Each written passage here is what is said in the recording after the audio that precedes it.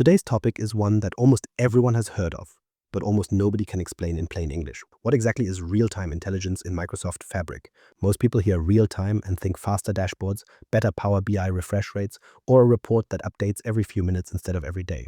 That's not wrong, but it misses the point.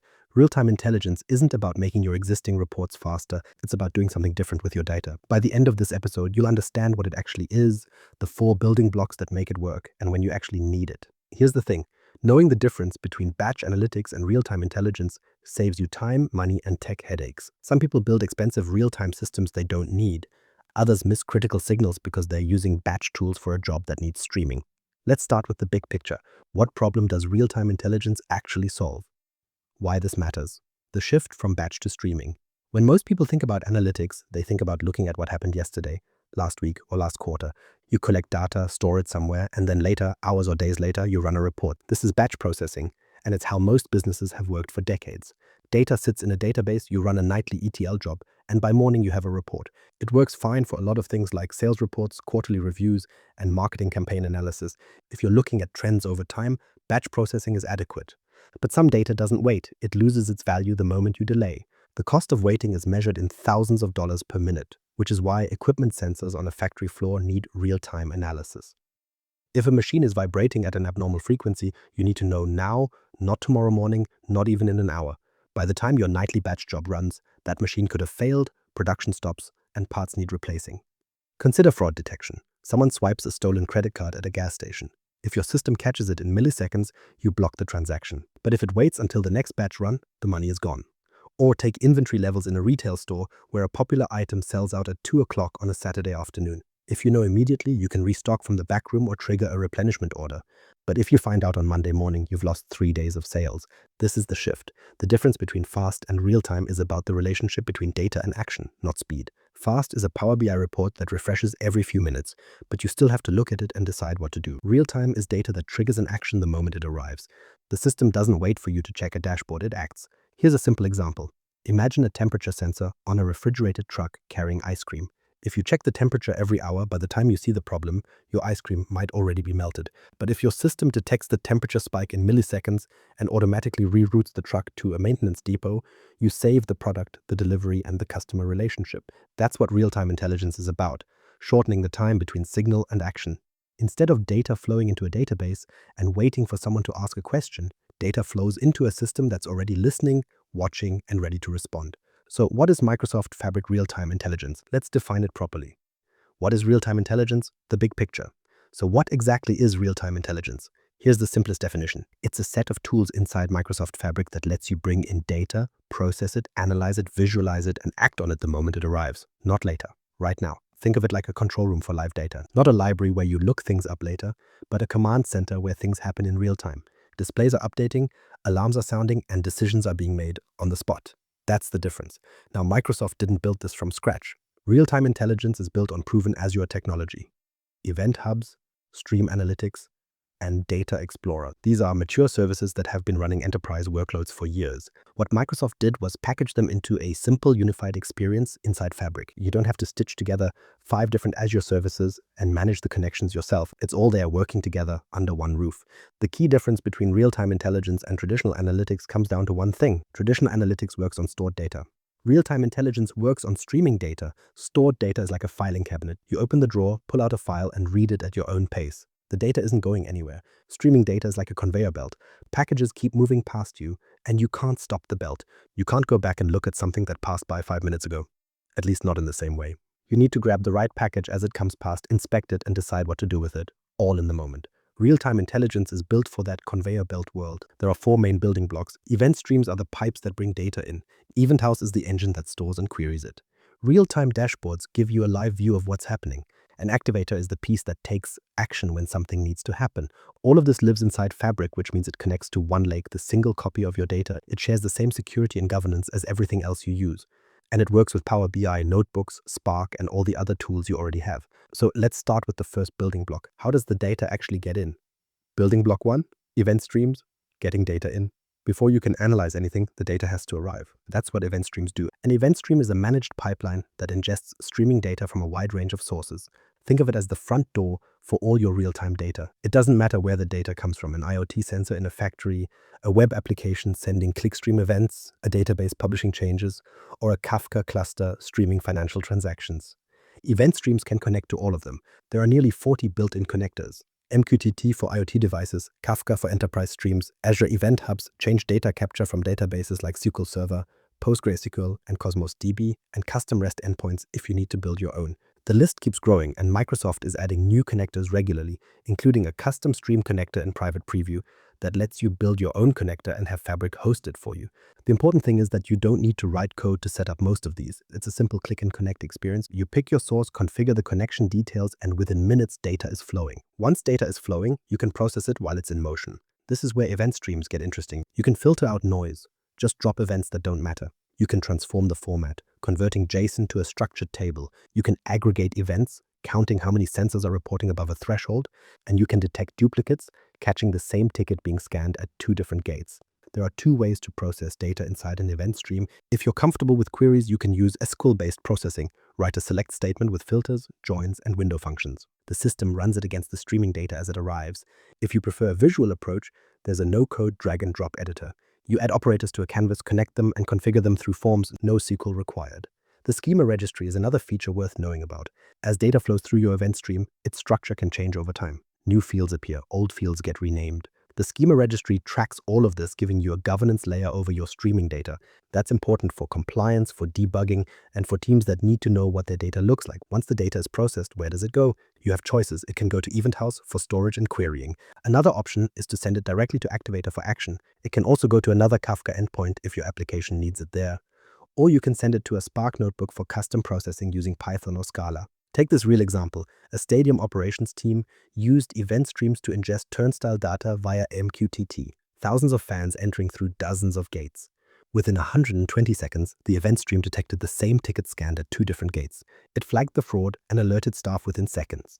That's the kind of thing you can only do with streaming processing, not batch. Once the data is flowing through the event stream, it needs a place to land. That's where EventHouse comes in. Building block 2, EventHouse, storing and querying. Now let's talk about the engine that actually stores and queries your real-time data. EventHouse. Think of it as a database on steroids, built for speed and volume. We're not talking about thousands of customer records. We're talking billions of events per day. It's built on the same Kusto technology that powers Azure Data Explorer, and Microsoft uses this engine internally for their own telemetry at massive scale. It handles petabytes of data with sub-second query performance, and that's not marketing fluff. One team at Microsoft demonstrated a table with 54 billion rows and 44 terabytes of uncompressed data. They queried it in under a second using just 32 capacity units. That's real performance for real workloads. So what's the big difference between EventHouse and a traditional SQL database? It's how they handle data. A traditional SQL database needs you to predefine a rigid schema, so if your data doesn't fit, you have to change the schema. EventHouse doesn't work that way. You can ingest JSON, time series data, logs, telemetry, whatever shape it comes in, and the engine figures out the structure on the fly. That's critical for streaming data because the shape can change as new sensors get added and new fields get introduced. You don't want to redesign your database every time that happens. The query language is KQL, short for Kusto Query Language. It's different from SQL, but it's not hard to learn. And if you prefer SQL, you can write SQL queries and the system translates them into KQL automatically. There's even a Copilot integration where you ask questions in plain English and get KQL queries generated for you. One of the most impressive features is automatic indexing. When data arrives in EventHouse, the engine calculates statistics and builds indexes on the fly. You never need to think about which columns to index or rebuild indexes after a large data load. It just happens automatically, which is a massive productivity gain for anyone who's spent time tuning database performance. Materialized views let you pre-aggregate data for faster dashboards. You define a query that summarizes your data, like sales by hour or sensor readings by minute. The system maintains the aggregation automatically as new data arrives, so your dashboards query the pre-aggregated view instead of the raw table. They load instantly, and you don't store duplicate copies of the data. OneLake integration is another important feature. You can enable OneLake availability on your EventHouse tables, so your streaming data also appears as Delta Parquet files in OneLake. That makes it available for Spark, Notebooks, and Power BI Direct Lake mode. You get the speed of EventHouse for real-time queries and the flexibility of OneLake for historical analysis, all from the same data. Let me repeat that real-world example because it's worth your time. A team at Microsoft demonstrated a table with 54 billion rows and 44 terabytes uncompressed, and they queried it in under a second using 32 capacity units. That's the kind of performance EventHouse delivers, not for a demo with carefully crafted test data, but for real production workloads. So now the data is stored and ready to query. How do you actually see what's happening? That's where real-time dashboards come in. Building block 3, real-time dashboards. Seeing it live. A real-time dashboard is a live visualization that updates automatically as new data arrives in EventHouse. It's not a report you refresh. It's a window into data that's moving right now. This is different from a Power BI report, which refreshes on a schedule. You set it to refresh every hour, every 15 minutes, or every minute if you're using direct query. But there's always a gap between when the data arrives and when the report shows it. Real-time dashboards don't have that gap. They're built directly on top of EventHouse, so the data flows from source to visualization in milliseconds. No intermediate layer, no caching, no refresh cycle. You create tiles by writing KQL queries and saving the results as visual elements like bar charts, time charts, maps, tables, whatever makes sense for your data. The system handles the rendering, and the tiles update continuously as new events arrive in EventHouse. One capability worth highlighting is geospatial support. If your data has latitude and longitude coordinates, you can plot it on a map with a few clicks.